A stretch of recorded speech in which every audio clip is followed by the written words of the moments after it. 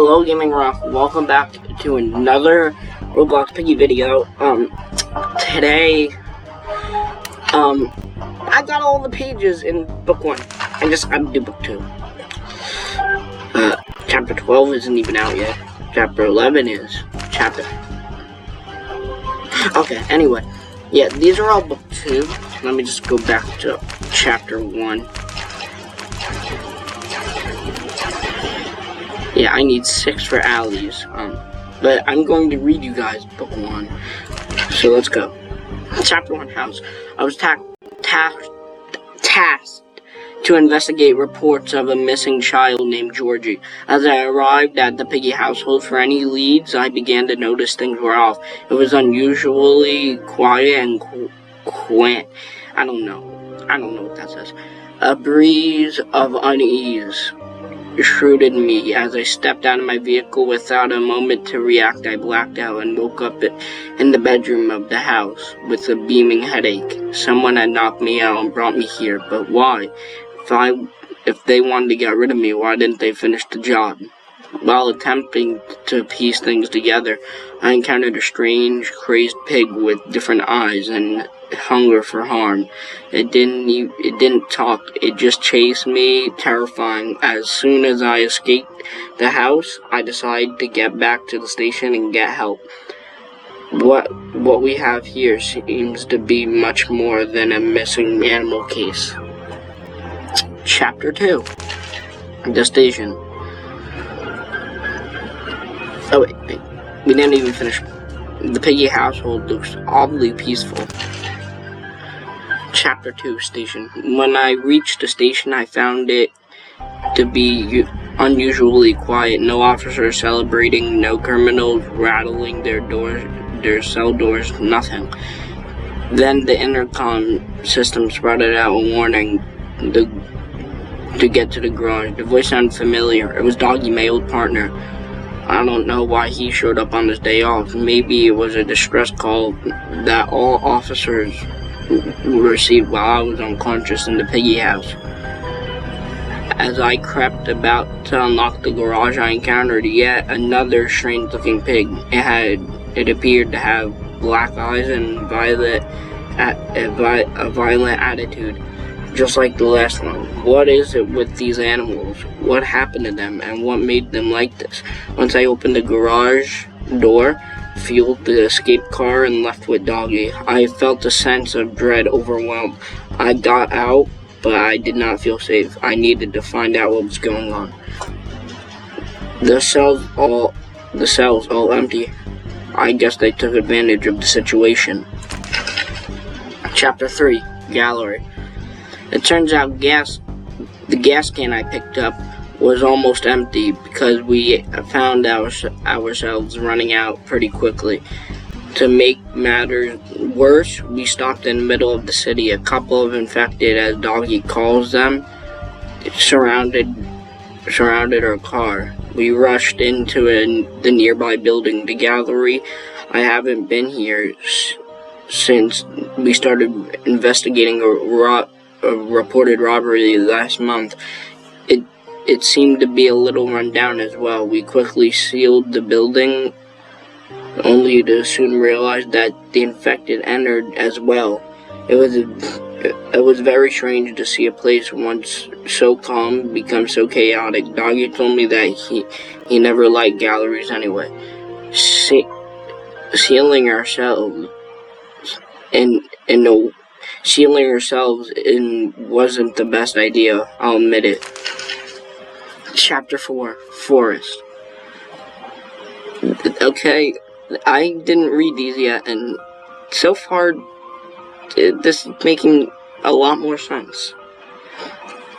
Doggy and I have been safe and sound in the forest for weeks now. We've been silently visiting small towns and taking supplies from them. We spoke for days about what we'll do when it's over. Doggy said he'd like to travel south one day and visit old monuments and ruins. I don't know what I'd do. I couldn't get my mind off of the world state. One night, I woke up to discover a broken and empty potion, and missing a friend.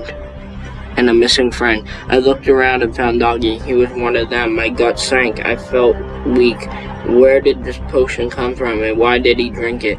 Was he forced to? He had red eyes, not like the others. Someday I will get to the bottom of this. As I left the forest, to no longer be faced with a harsh blow to my heart, I came across a radio with a voice that instructed me to head to the school. Clinging on to anything to distract my mind, I followed their instructions. Others had the ideas to stay too. It looks like it worked out the same way as it did for us. Yeah, it didn't. Wow. The lore in this. Dang. Like I'm reading an actual book. Okay, Chapter 5. School. Still recovering from the loss of Doggy, I fell out of touch with reality, like I was a blur just floating through time. However, I pressed on the radio and I found the forest and instructed me to help them and find their trapped friend in the school. Maybe if I couldn't save my friend, I could help save theirs. That's when I met Bunny, a sharpshooter bunny with an eye patch. She had barricaded herself in the school's surveillance room after a failed supply room. She was very kind, not to mention thankful. Her enthusiasm, I think, inspired me to be strong and get a hold of myself. As we headed to the sewers to meet up with the mysterious radio voice, my head started burning up. I did not feel too well at all. Ignored it and continued moving forward. We met Mr. P, a very rich celebrity. It was certainly strange to find someone of his status walking about in the sewers. He thanked me for help, but the more he spoke, the harder I found it to pay attention. My head hurt more, and until I passed out. The last thing I remember, I was being wheeled in the hospital and seeing Doggy. The empty halls are haunting. Dang.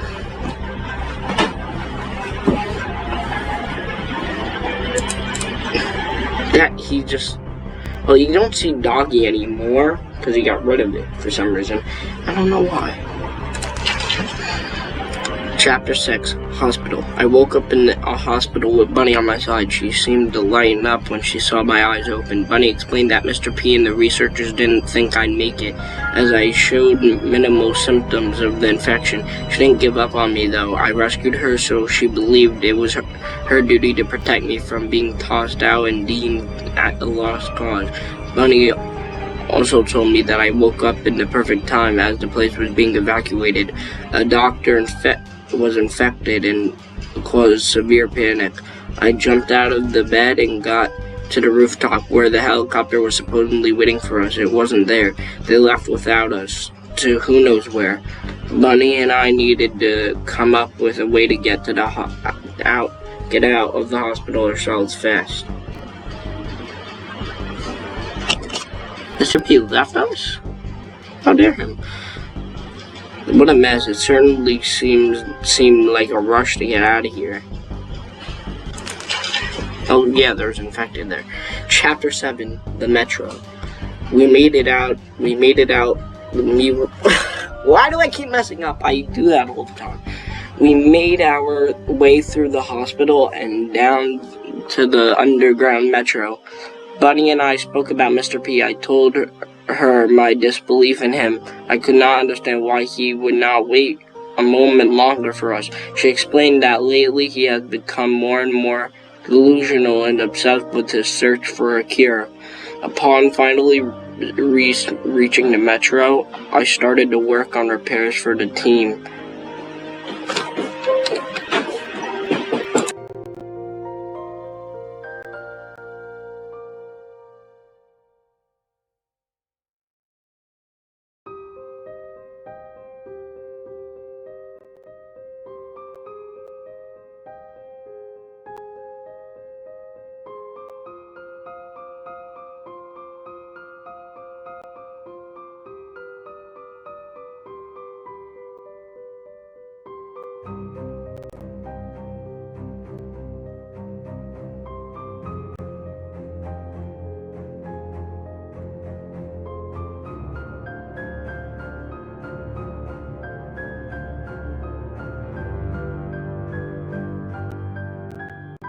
Okay, guys, so I'm gonna have to end here at chapter 7. Just remember, we stopped at chapter 7.